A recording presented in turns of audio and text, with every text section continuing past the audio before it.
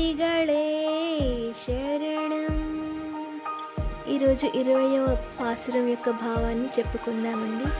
33 కోట్ల దేవతలకు ఏ విధమైన సంకటములు వచ్చినను ముందుగానే అటకపోయి వారిని రక్షించు సమర్థత గల ఓ స్వామి, నిద్రలేచి రమ్ము.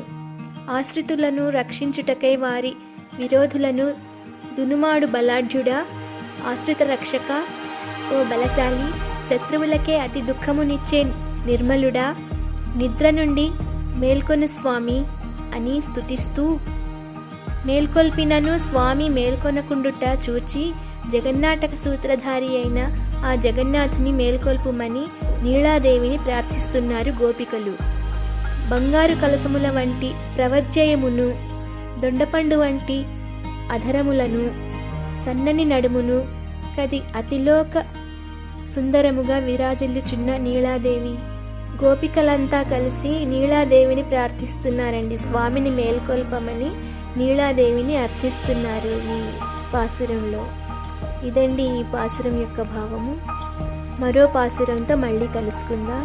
శ్రీ ఆండాళ్ తిరువడిగళే